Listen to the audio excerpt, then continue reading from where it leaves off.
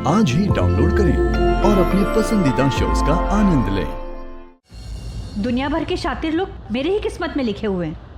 वो एक से तो जैसे तैसे अभी पीछा छुड़ाया, इससे कैसे पीछा छुड़ाऊं अभी समझ ही नहीं आ रहा है मुझे कि मैं क्या जा करूं। रही हैं आप?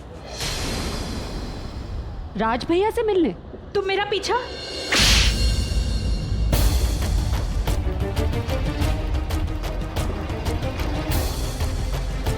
मैं बड़ों पर हाथ नहीं उठाती, लेकिन अगर बड़े गिरी हुई हरकत करें ना तो कभी कभी हाथ उठाना पड़ता है। और आपकी सच्चाई जानने के बाद मैं जानती हूँ कि थप्पड़ से कोई फर्क नहीं पड़ने वाला। अकल फिर भी नहीं आएगी आपको, लेकिन ये जरूरी था। उस झूठ के लिए जो आपने सबसे कहा है और उस सच के लिए जो मुझे पता चला। आप मुझ पर इल्जाम लगा रही थी कि मेरी वजह से राज भैया जेल गए। राज भैया आपकी वजह से जेल गए। क्या क्या क्या बकवास। प्लीज और झूठ मत बोलिए भाभी। मैंने आपकी और कॉर्पोरेटर की सारी बातें सुन ली। कैसी पत्नी है आप? आपने अपने ही पति को जेल भेज दिया, चंद खुशियों के लिए अपनी जिंदगी की सबसे बड़ी खुशी को खुद से अलग कर दिया। और किस लिए? खुद को बचाने के लिए। खुद को बचाने के लिए आप इतना गिर गई।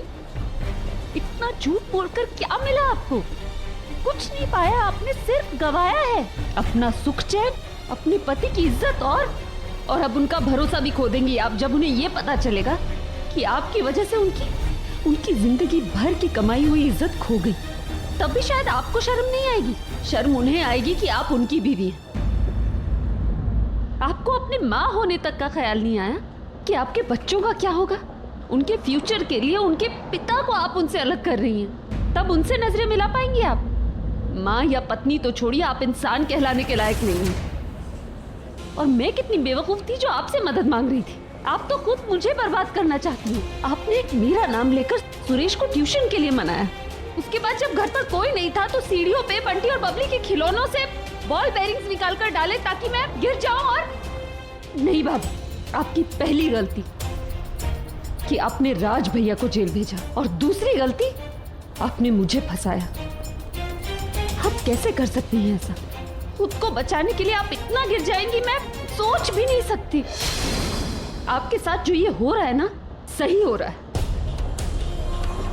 आपने जो झूठ बोला है ना और मेरे साथ जो घटिया हरकत की है, उसकी आगे और क्या सजा देगा भगवान, ये मैं भी नहीं जानती।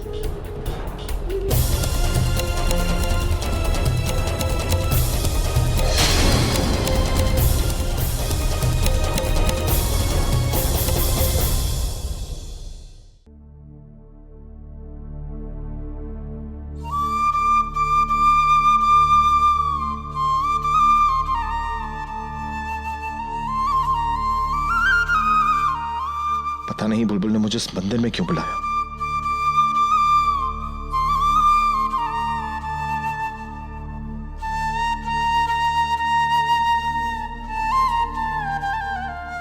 ये मंदिर, ये मंडप, बुलबुल I think it's a sign. शायद भगवान भी यही चाहते कि हमारी शादी हो जाए। नहीं, मुझे अपने दिमाग में वो बातें नहीं लानी चाहिए। बुलबुल तो ऐसा कुछ सोच भी नहीं रही होगी फिर मैं। लेकिन अगर वो भी ये सब सोच रही हो तो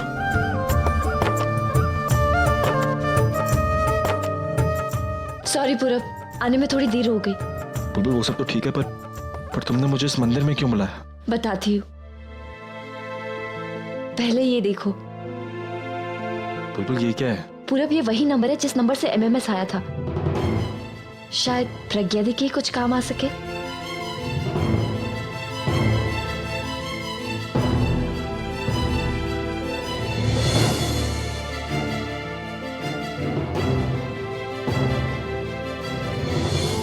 अगर उस दिन प्रज्ञा दी और अभी नहीं आए होते तो आज हमारा रिश्ता कुछ और होता। पूरब, अब तुम पूरब क्या सोच रही हो तुम? कुछ नहीं, मैं सोच रहा था कि कौन है जो हमें इस सबसे निकाल सकता है, इसमें हमारी मदद कर सकता है।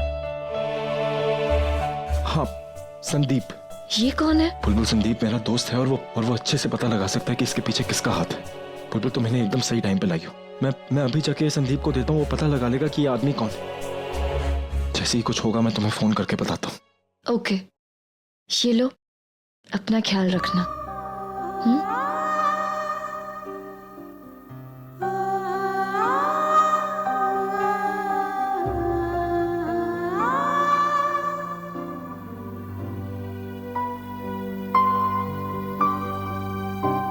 सुरेश, राज भैया बेकसूर हैं। तो हमें उनकी मदद करनी होगी। क्या बात कर रही हो तुम प्रज्ञा? मतलब जो कुछ हमारे साथ हुआ उसे हम भूलकर किसी और के बारे में सोच भी कैसे सकते हैं? तो मतलब तुमने आज मुझे यहाँ पर इसलिए बुलाया हुआ है ताकि मैं खुद की नहीं बल्कि किसी दूसरे की मदद करूं। क्या हो गया तुम्हें प्रज्ञा? चलो मेरी नहीं पर अपने बारे में तो सोचो।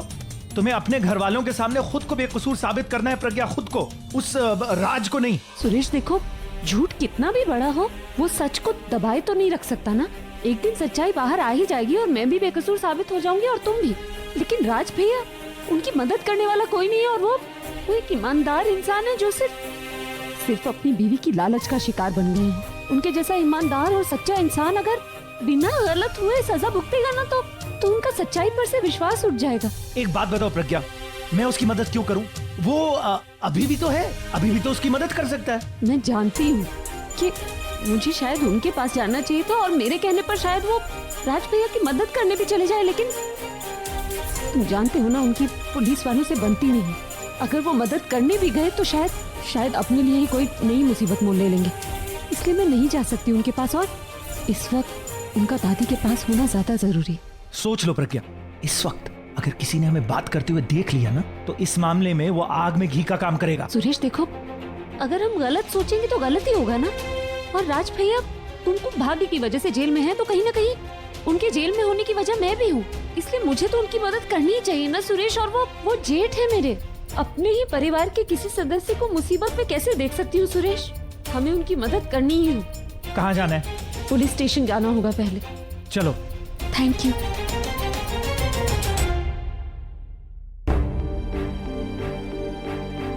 कम ऑन अभी, चीयर अप। अब तो डॉक्टर ने भी कहा है ना कि दादी खतरे से बाहर है। बस उन्हें एक बार होश आ जाए सब कुछ ठीक हो जाएगा। तो अब तुम उसके बारे में मत सोचो, कुछ और सोचो, अच्छा फ्रेश फील करो।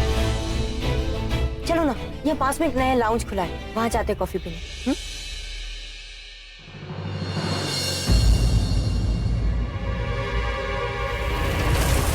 अभी वो देखो,